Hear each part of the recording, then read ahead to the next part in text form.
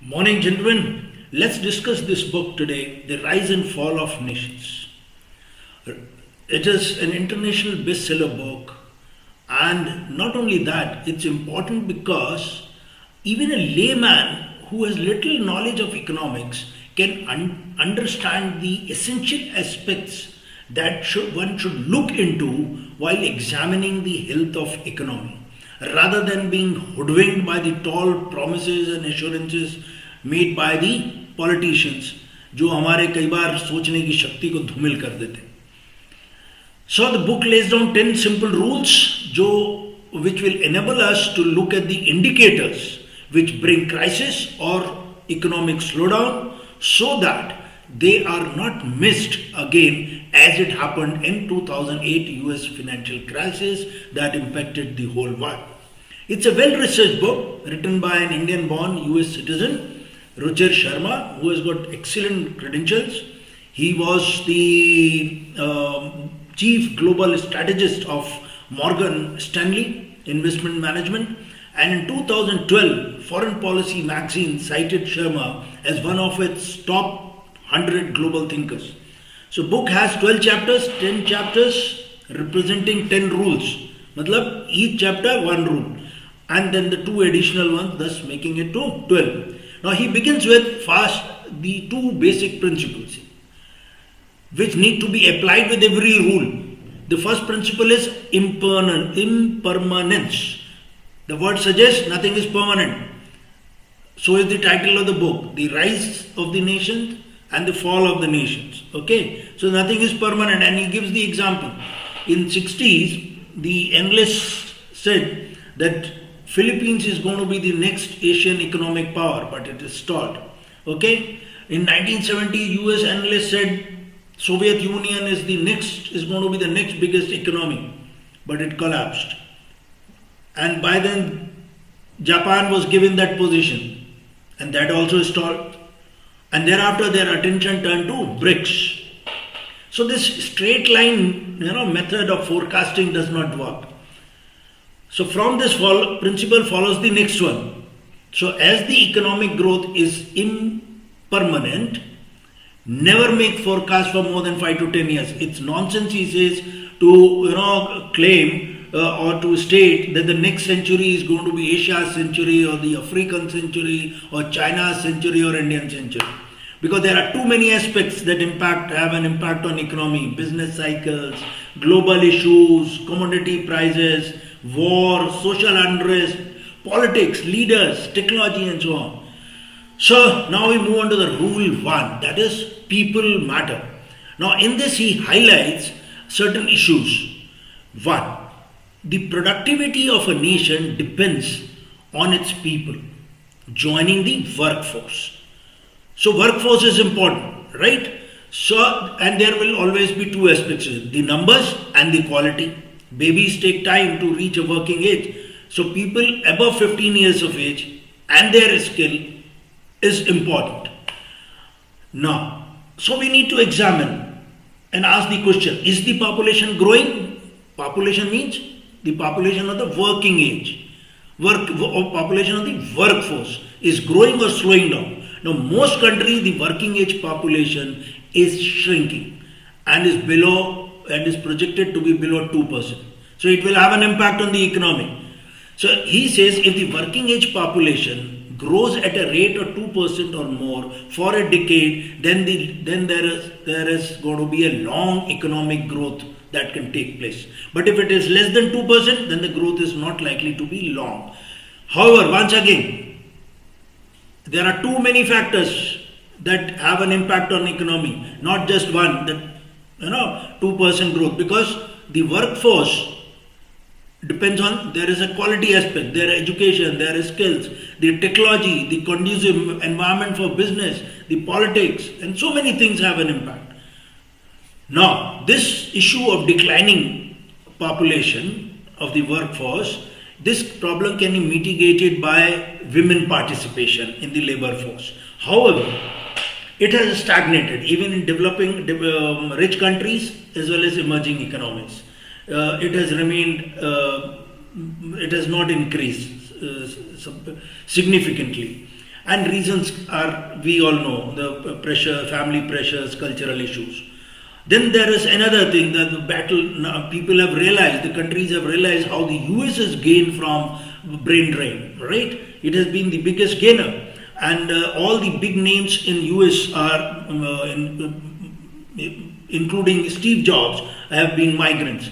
So there is a war, a battle raging to attract migrants. Although cultural issues do crop up in domestic politics, but it's seen that the business owners prefer migrants because they work harder. Then the rule 2, the circle of life. Again, from the same principle, impermanence. So there is a cycle, right? The rise does not take place suddenly and the fall does not take place suddenly. So therefore there is a cycle. He calls it as circle of life. So there is a crisis, then there are reforms, then there is a growth, and then there is a stalemate or stagnation, and then once again the decline. And once again the decline means then it goes to crisis, and once again the cycle. This cycle goes on, constantly shaping and reshaping the economies for better or for worse. And in this comes the importance of leaders. And he discusses Putin, Suharto of Indonesia, Malaysian Prime Minister, Mahathir, and Turkey's Erdogan, so who all came to power when their nation was facing the crisis. So they brought pragmatic reforms, the country grew. Then the leaders grew still. And then they started graduating towards populist nationalism, right? And this cycle will go on. So this shows that politics and economics are intertwined. The fortune of a nation turns for better when amidst the crisis a new leader comes, brings out economic reforms, right? Pragmatic reforms, and the nation grows. And then it turns to worse when a state leader comes to power or stays in office who hangs on to power by using doles, subsidies, rewarding friends and allies, and using populist nationalism. The nations go through this cycle. So, right. And we can look around and see and notice these leaders. Rule 3, good billionaires and the bad billionaires. Inequality is in every economy, even in the rich economies. But there are few questions we need to ask. How many billionaires are there, particularly in a society which is plagued with inequality, in huge income inequality? Next question is, how have these billionaires arisen? ये आ कहाँ से रहे? How is the inequality being addressed? जैसे Zimbabwe में Mugabe ने किया, वो white से पैसा लेके he gave it to his allies. So he says that it is good for economy to generate wealth. Obviously it is good, तभी growth होगा. As long as tycoons are not in control of country's wealth and they are emerging out of, there is innovation taking place, there is a technology boom, there are productive industries rather than connections, political influences. So we need to find out.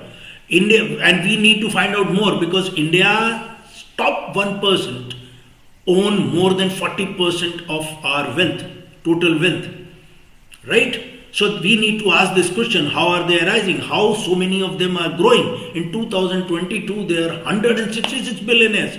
In 102 थे 2020 में. So 2 साल में इतने बढ़ गए. How are they growing? So why is this inequality growing? How it is being addressed? So he says the rise of bad billionaires is because of a deeper malaise, a culture where entrepreneurs become brazen after a run of success. A healthy economy, he says, needs an evolving cast of productive tycoons and not corrupt tycoons who are emerging because of their political connections, family ties and all that. So this deeper malaise does not allow country to have a long run of growth and may be a cause of social unrest. Then the rule 4, perils of a state. All governments intervene in the economy. What needs to be seen is, and the question to be asked is, how much the government is spending as a share of GDP. France spends around 57%. The rich economies spend around 35 to 40% of the GDP. At the same time, they collect through taxes almost 30 to 45%.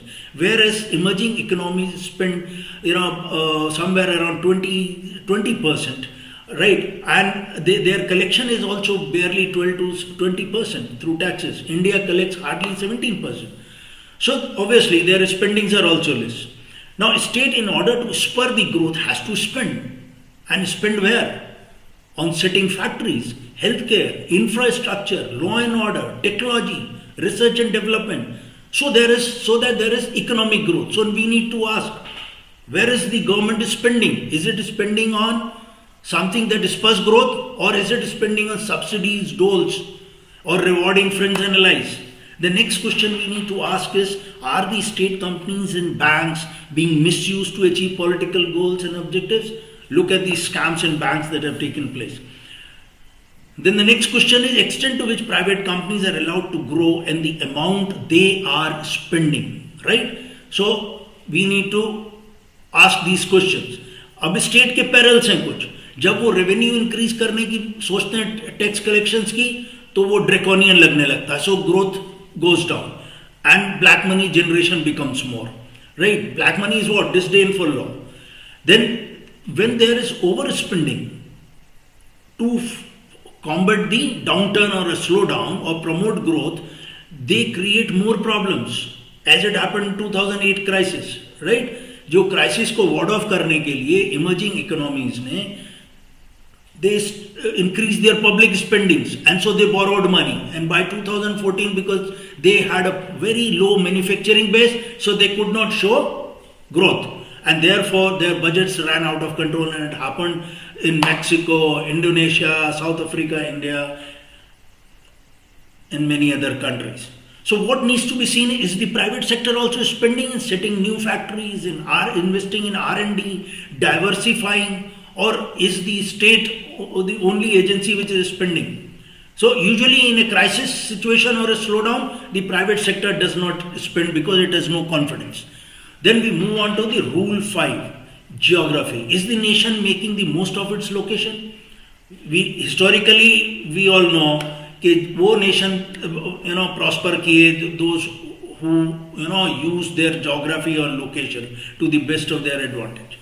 Now here he has highlighted certain things on this issue of geography. He said first thing we need to find out what makes certain nations to thrive or in an export competition. So we need to ask, how open are they to global trade? Countries which have 70% or more trade as a share of GDP are open to global trade, and this can only happen when they are manufacturers like Taiwan, Singapore, China, Japan, right? Because the major incomes is from manufacturing. Now there are certain economies that may have 100% trade as a share of their GDP. Now they are those economies their most of the consumption is through imports and income comes from exports, like Malaysia, Vietnam, Czech Republic. The most closed economies are those whose trade is less than 50% of GDP. They are of two types. One is like India, populous and huge domestic market. The second is commodity driven economies like oil rich countries, Argentina, Iran, etc. Now, so even if you are a closed economy with a large population and a domestic market, the question arises, अपने consumption को तो meet करना पड़ेगा ना. So is the country able to show a sustained manufacturing growth rate of more than 10%? Because all these nations, Japan, Korea, Taiwan, Singapore, during their long run of economic growth, they showed this percentage, this growth, right? And so he highlights, and here once again he highlights the importance of regional trade. Again, part of geography. Regional trade कितना है? In South Asia it is just 5%. In Europe, most 70% of exports takes place within the continent. And in North America and in East Asia it is 50%. So we are not using our geography to our advantage. Then when it comes to geography and taking advantage of it, we need to see how are our cities developing, particularly second rung cities, third rung cities. So we need to examine what is the percentage of population living in cities vis-a-vis rural areas. What is the rate of urbanization? And he emphasizes here that if China is a nation of booming cities, India is a land of creaking mega cities surrounded by small towns and which are not vibrant. So geography is not a destiny, he says, and he gives, and with political will and correct policies, one can thrive as a business hub. And here he gives an example of Dubai, which was set up in 18th century as a small fishing village and has now emerged as a major trading center, right? It earns its revenues through trade, through tourism, real estate, aviation, and financial services. It's a home of 100 nationalities. And this is located amidst a very volatile Middle East. And Dubai has survived all the crises. So then he talks of China and Japan, the trade routes that have emerged post Second World War, right? They are all leading to or leading from China and Japan. Then the rule 6, factories first, services later. Factories manufacturing, he says, comes first because factories provided a stabilizing effect in combating inflation, recession, slowdowns, unrest. Look at what happened in Sri Lanka. Because its economy was based on commodity and tourism, it sunk. It does not have a strong manufacturing base. The Pakistan also, same thing. Whereas Thailand, right, it has faced 13 coups since 1930. It has surmounted all its economic woes because of a strong manufacturing base of almost 30 to 40% of its GDP. Sorry. And all its adults find a suitable gainful employment. So manufacturing is a major source of employment as for skilled manpower, semi-skilled as well as unskilled. It pulls out a nation out of poverty. So it's dangerous, he says, to bank on commodities for growth because commodity ka jab price girega to whole economy tanks, and he gives the example of Venezuela, Brazil and so on.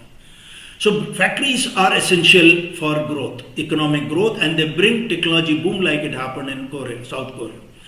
Now as the nation grows, obviously the investment in manufacturing may decline and investment in services increase, insurance, IT, hotel, etc.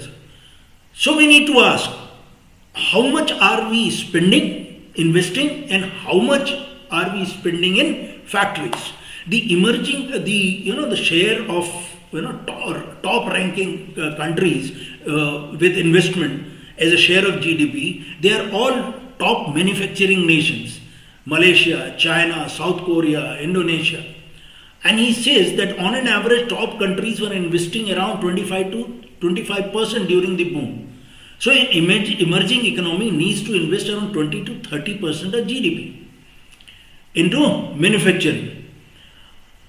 Whereas India's manufacturing is stuck to 15% of GDP. So due to issues of labor laws and land acquisition. Now as regards the excitement about Indian IT companies, he says even after decades it is still providing relatively simple IT services, mainly the back office operations it had started with initially. So hardly 1% of the labor force is in IT sector. So therefore we need to ask, how much are we spending on manufacturing and is it increasing or not? Rule 7, prices of onion. Now this chapter comes from a story from India when onion prices were increasing, were very high, and Ruchir Sharma was on a TV discussion with Mr. Kaushik Basu, who was then the chief economic advisor. Inflation, he says, is like a cancer. Increasing inflation year after year kills the growth in the long run. Low inflation is the hallmark of a strong economic growth for a long run. The question is now we need to ask, is the inflation high or low, and for how long it has been high? What is the benchmark? The recent averages for emerging economies is 6% and for rich countries is 2%. जो nations जो हैं जो long term growth देखते हैं, they are always investing into, their large share goes to investments, investments where development of infrastructure, setting of factories, technology, R&D, and because all this creates a strong supply network, and that keeps the inflation low. That is why he says China, Japan, Korea, Singapore rarely had inflation running faster than the emerging economies average. So, the rule is low consumption, low consumer inflation is an indispensable requirement for steady growth. Rule 8, does the country feel cheap or expensive? Now it's about currency. How would we know? Right? So we need to ask, how does the value of a currency impact the growth? The value of currency influences exports, impacts import bill, investments, paying off loans and debts. That is, if the currency is weak, we might be paying more for imports. Oil लेना है और सब dollar में आता भाई. So if the currency is weak, we might be paying more for imports. And if it is artificially kept high, the exports will go down and investment will also decline. And when this happens, because when the currency is artificially kept high, so both locals as well as foreigners move out their money. So you cannot devalue your currency and achieve prosperity. And from this then arises the question, is therefore the money flowing out or flowing in? How can one see this? This can be examined through balance of payments tracked by IMF और उसमें एक category है current account. So current account will reveal whether a country is consuming more than it produces or exports, whether it borrows from abroad to finance its consumption or imports to meet its demands. So if the current account deficit, that is expenditure on imports, is more and it runs persistently higher than the normal, then there will be a slowdown in next 5 years. And he has given that percentage of this current account deficit. अगर इतनी deficit होती है तो it can lead to mild slowdown. If अगर percentage current account deficit की इतनी बढ़ जाती है तो it may lead to sharp. And if उससे भी ज़्यादा हो जाता है current account deficit तो it shows significant slowdown. Right? So therefore we need to look at the current account deficit. कि consumption पे खर्चा हो रहा है import से और borrowing से या export से, तभी तो deficit होगा, पैसा बाहर जा रहा है, flowing out. Rule 9, is the debt growing faster or slower than the economy? This is the clearest signal of trouble. Is the debt growing faster or slower than the economy? और इसमें दोनों जरूरी हैं, both size and pace. कितना debt बढ़ रहा है और कितनी pace से बढ़ रहा है. We must remember the private sector leads the borrowings and state follows, because एक hype create हो जाती है कई बार, right? Which persuade the state and the people that economy is entering a golden period. There is going to be a rapid growth and उनके income prospects are going to be bright and they can handle the debt. And this is dangerous because borrowings may lead to growth initially, but remember this principle of impermanence, straight line method of forecasting. So initially it may grow and then the debt will grow and then it enters into a problem. And 2008, this is what happened. When the crisis took place, many countries, emerging economies, they borrowed to enhance their public spending to ward off this slowdown. And as a result, McKinsey Gold Institute said, post-crisis, the world as a whole is more deeply in debt than it was before at the outset of the crisis. Rule 10, watch the hype. Do not get swayed by how is the country being portrayed by global opinion makers. Remember the principle 1 and 2, impermanence, and second, no forecast beyond 5 to 10 years. And he highlights certain examples like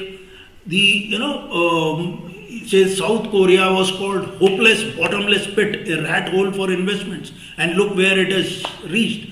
Same happened with Philippines. In 60s, they were considered as people were talking about they will be the economic powerhouse of Asia. Look what has happened. Same thing happened with Japan. So, all these opinion makers keep celebrating all this. We should not get carried away by this hype. So watch this hype always. A nation which is, he says, which were in cold in one decade do not necessarily remain cold in the next. decade. The competitive landscape, that is, the cycle keeps going on, and so it can change completely from hot to cold and cold to hot. So now we can apply these rules, I think, to assess where our country is and the economy is moving. Is the leader getting stale, using doles and rewards to his friends and allies? Is he resorting to populist nationalism? Are we setting factories? Is our manufacturing growing? Are the people getting skilled? What is the current account deficit? How is the inflation? Are our cities growing or are they creaking? Where is the government spending? Is it the government spending in setting up factories, technology, R&D, or is it giving doles or subsidies? Is the private sector spending? How much is it spending in setting factories? Right? All these questions will tell us about the state of economy. Okay? So, Jai Hind.